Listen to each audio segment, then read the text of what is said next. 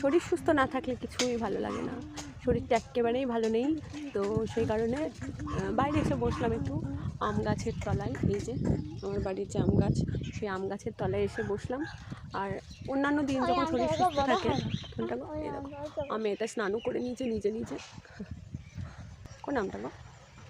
হ্যাঁ বড় হবে, তাই তো ওই আমটা বড় হয়নি, ছোট্ট হয়ে আছে। তাই তো মুছে না, ভালো করে মুছে না। ঘরে এতক্ষণ বসেছিলাম, প্রচণ্ড গরম ঘরের ভিতরে, ওই জন্য বাইরে এসে বসলাম। দারুণ হাওয়া দিচ্ছে, কিন্তু মাঝে মাঝে গরম হাওয়া দিচ্ছে।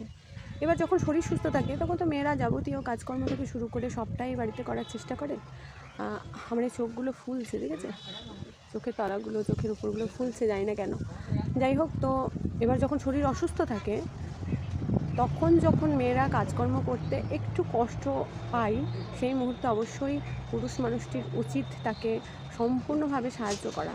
কারণ সংসারে যাবতীয় কাজকর্ম করে, তার সেবা করে, তার ছেলে মেয়ে সুন্দর করে তৈরি করার চেষ্টা করে, কিন্তু মেয়েরা অবশ্যই সবসময় ভালো থাকার, ভালো রাখার চেষ্টা করে।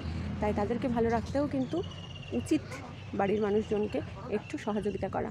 যদিও আমি সেই জায়গা থেকে অনেকটাই সুখী বলে মনে করি, কারণ আমার পতিদেব কিন্তু এই বিষয়গুলো 100% না হলেও 80% বোঝেন। তিনি এসে আমাকে রীতিমতো রান্না করে একটু হেল্প করবার অবশ্যই চেষ্টা করেন। তার জন্য তাকে কৃতজ্ঞতা তো অবশ্যই জানাই, তার আগে জানাই ঈশ্বরকে ধন্যবাদ।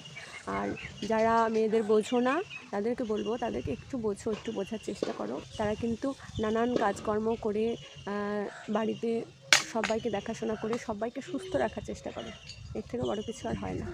বাইরে যারা সময় দিচ্ছ তাদেরকে বলবো, বাইরে সময় দেওয়ার আগে বাড়ির মানুষটিকে অবশ্যই সময় দাও।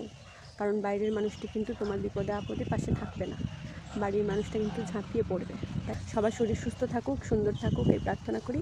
আর আমার শরীরটাও তাড়াতাড়ি সুস্থ হয়ে যাক, সবাই একটু প্রার্থনা করো।